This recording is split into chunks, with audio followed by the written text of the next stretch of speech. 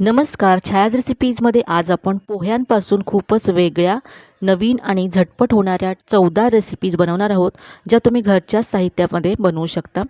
तर बनवूया पहिली रेसिपी. तर सगळ्यात आधी एक वाटण तयार करायचं आहे. यासाठी मिक्सरच्या भांड्यामध्ये 5 ते 6 लसणाच्या पाकळ्या घ्यायच्या आहेत.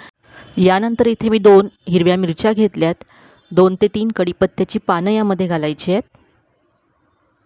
यानंतर अर्धा चमचा जिरं घालायचं आहे आणि 1 चमचा यामध्ये अख्खे धणे घालायचे आहेत आणि आता हे जाडसर असं वाटून घ्यायचं आहे. तर इथे पहा, पाणी न घालता हे असं मी जाडसर वाटण तयार करून घेतलं आहे. हे आता बाजूला ठेवूया आणि पुढची कृती करूया.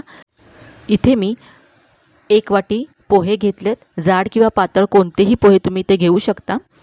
हे आता या बाउलमध्ये मी काढून घेते. यानंतर यामध्ये भरपूर पाणी घालायचे आणि पोहे 2 ते 3 वेळा स्वच्छ धुवून घ्यायचे. तर इथे मी हे पोहे 2 वेळा स्वच्छ धुवून घेतले. यानंतर यातलं सगळं पाणी मी काढून टाकलं. आता हे पोहे असेच झाकून बाजूला ठेवून द्यायचे आहेत 5 मिनटासाठी, म्हणजे अगदी सॉफ्ट होतील हे पोहे. तर या रेसिपीसाठी आपल्याला अगदी सॉफ्ट असे पोहे हवेत. तर इथे हे असेच मी झाकून बाजूला ठेवून देते. तर इथे आता 5 मिनटं साधारण झालेत. पाहूया. पहा, अगदी सॉफ्ट झालेत पोहे. आता हे पोहे मी एका मोठ्या बाउलमध्ये काढून घेते.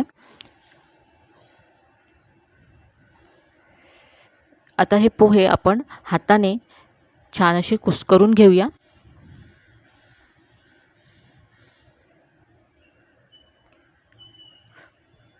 आता यामध्ये आपण अर्धी वाटी गव्हाचं पीठ घालायचं आहे. यामुळे रेसिपीला बाइंडिंग यायला मदत होईल. आणि यानंतर अर्धी वाटी इथे बेसन घालायचं आहे. तर बेसनामुळे चव छान येते. आता आपण जे वाटण तयार करून ठेवलं होतं ते सगळं यामध्ये घालायचं आहे. या वाटणामुळे आपल्या रेसिपीला खूप छान चव येते. यानंतर इथे चवीप्रमाणे लाल तिखट घालायचं आहे. आपण हिरवी मिरचीसुद्धा घातले, त्यामुळे तुमच्या चवीप्रमाणे ते लाल तिखट तुम्ही कमी जास्त करा. इथे आता पाव चमचा मी हळद घालते, रंग छान येईल रेसिपीला. यानंतर चवीप्रमाणे मीठ घालायचं आहे आणि 1 चमचा इथे मी सफेद तीळ घालते. यानंतर इथे बारीक चिरलेली कोथिंबीर घातली, भरपूर बारीक चिरलेला कांदा घातला. आता हे सगळं छान मिक्स करून घ्यायचं आहे. सुरुवातीला पाणी घालायचं नाही आहे, आधी मिक्स करूया. यामध्ये भरपूर प्रमाणात मॉइश्चर आहे, पोहे ओलसर आहे, त्याचबरोबर आपण कांदा घातला आहे त्याचाही ओलसरपणा आहे, त्यामुळे सुरुवातीला मिक्स करून घेतलं. यानंतर खूपच कमी पाणी घालायचं आहे, अगदी 2 ते 3 चमचे पाणी इथे मी घातलं आहे. पहा, पाणी घालताना थोडं थोडं घालायचं आहे, कारण हे लगेच असं सैल होतं. तर हे मी असं मळून घेतलं. आता यावरती 1 चमचा तेल घालायचं आहे आणि पुन्हा मळून घ्यायचं आहे. आता याचं आपण थालीपीठ बनवणार आहोत. तर इथे मी एक प्लास्टिकची बॅग घेतले, याला तेल लावून घेतलं आहे. तेल पसरवून घ्यायचं याच्यावरती आणि आता एक गोळा घ्यायचा आहे आपल्या तयार पिठाचा आणि थालीपीठ थापून घ्यायचं आहे. थोडंसं जाडसर असं थालीपीठ इथे थापायचं आहे.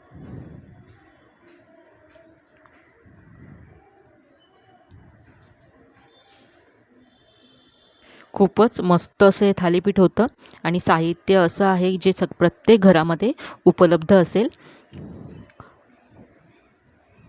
पोह्यांचं आहे, त्यामुळे ह्याच्या कडा अशा थोड्याशा फाटल्यासारख्या होतात. हाताने अशा एकसारख्या करून घ्यायच्या.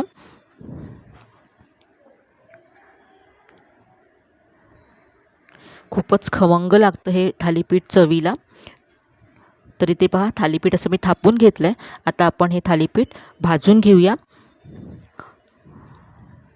तर इथे आता मी असे होल करून घेते तेल सोडण्यासाठी.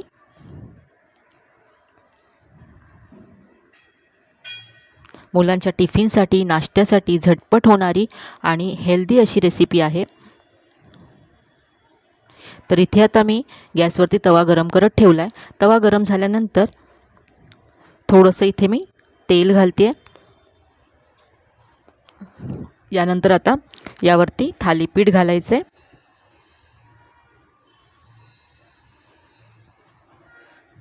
इथे आता आपण जे होल केलेत त्यामध्ये थोडंसं तेल सोडायचं आहे. तर 2-2 थेंब तेल यामध्ये असं सोडते मी.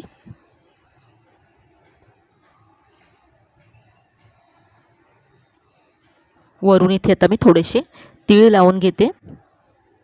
दिसायला छान दिसेल थालीपीठ. असं प्रेस करूया म्हणजे हे तीळ चिकटतील. आणि आता खालच्या बाजूने आपण भाजून घेऊया. एका बाजूने भाजून झाल्यानंतर हे थालीपीठ असं मी उलटून घेतलं आहे. पाहू शकता किती मस्त रंग आला आहे. आता हे दुसऱ्या बाजूने सुद्धा आपण भाजून घेऊया. तर इथे थालीपीठ मी दोन्ही बाजूने छान खरपूस असं भाजून घेतलं आहे. काढून घेऊया.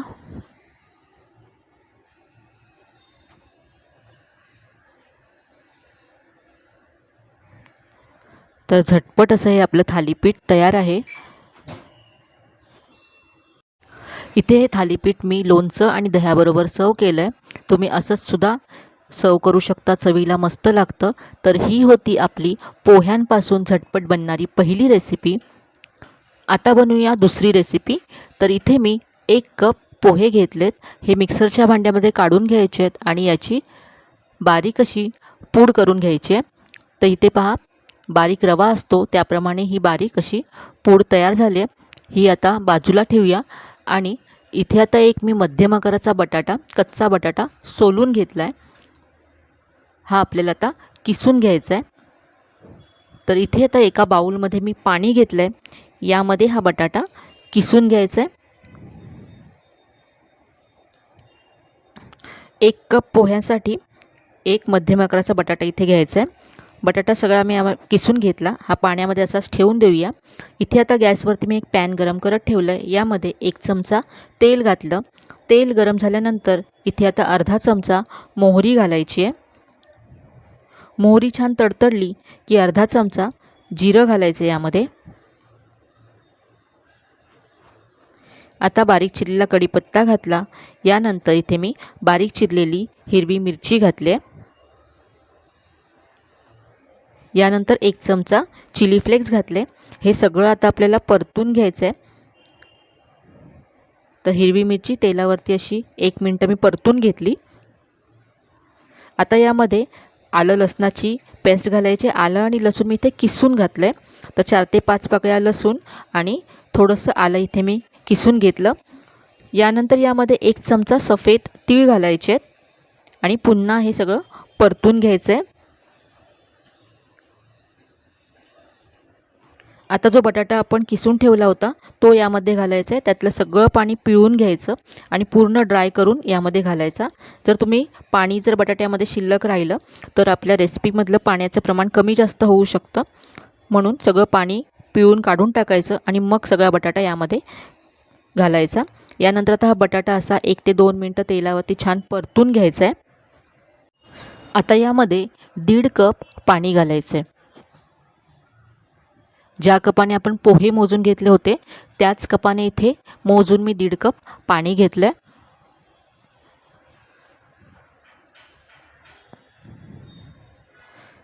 इथे आता चवीप्रमाणे मीठ घालायचं आहे. अर्धा चमचा मीठ घातलं आहे मी. यानंतर पाव चमचा हळद घातली. मिक्स करूया. आता पाण्याला उकळी काढून घ्यायची आहे. पाण्याला उकळी आली की यामध्ये आपण जी पोह्यांची पावडर केली होती ती घालायची आहे. मिक्स करायचं आहे.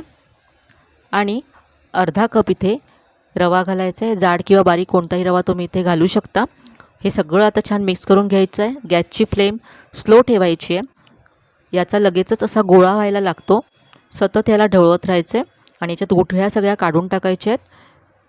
तर 2 ते 3 मिनटामध्ये याचा गोळा व्हायला लागतो आणि हे मिश्रण असं पॅन सोडायला लागेल.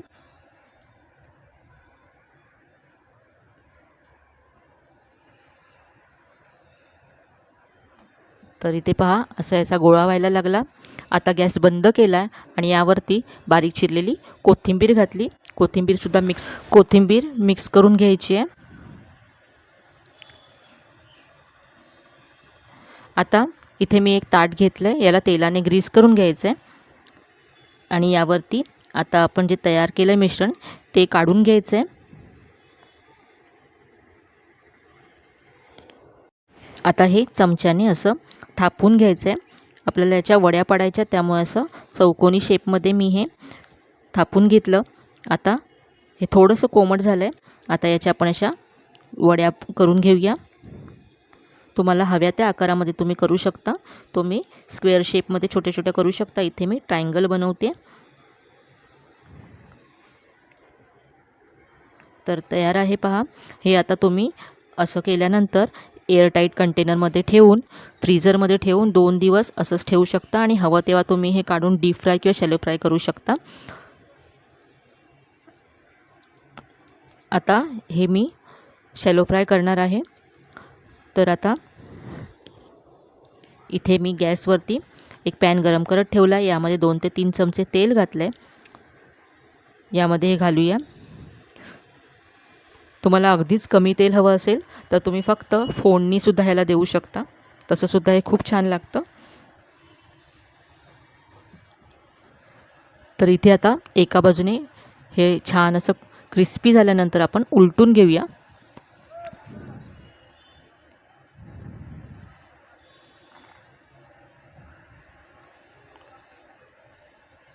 तर इथे पहा छान रंग आला आहे.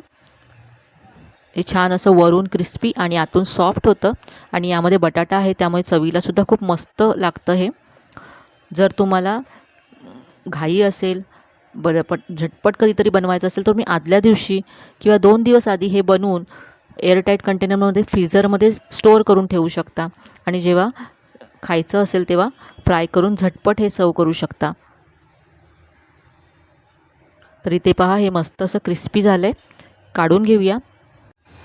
इथे आता हे मी टोमॅटो केचप बरोबर सर्व करते. तुम्ही कोणत्याही चटणी बरोबर सर्व करू शकता. मुलांना टिफिनमध्ये देण्यासाठी सुद्धा अगदी मस्त रेसिपी आहे. तर आपल्या आजच्या दोन्ही रेसिपीज तयार आहेत. पोह्यांपासून आणि घरच्या साहित्यामधून आपण ह्या बनवल्या आणि चवीलासुद्धा अगदी चवदार अशा ह्या रेसिपीज आहेत. तर इथे पहा मी तुम्हाला एक याच्यातला ट्रायंगल तोडून दाखवते. वरून कुरकुरीत आणि आतून सॉफ्ट होतात हे. तर नेहमीच्या पोह्यांपासून, रव्यापासून आपण कांदे पोहे, उपमा नेहमी बनवतो. तर ही रेसिपी तुम्ही एकदा नक्की करून पहा. तर आजच्या दोन्ही रेसिपीज तुम्हाला कशा वाटल्या कमेंटमध्ये कळवायला विसरू नका. रेसिपीज जर आवडल्या असतील तर व्हिडिओला जास्तीत जास्त लाईक करा, शेअर करा. चॅनलवर नवीन असाल तर चॅनलला सबस्क्राईब करायला विसरू नका. चला तर मग पुन्हा भेटूया अशाच छान छान आणि नवीन नवीन रेसिपीसह. तोपर्यंत धन्यवाद.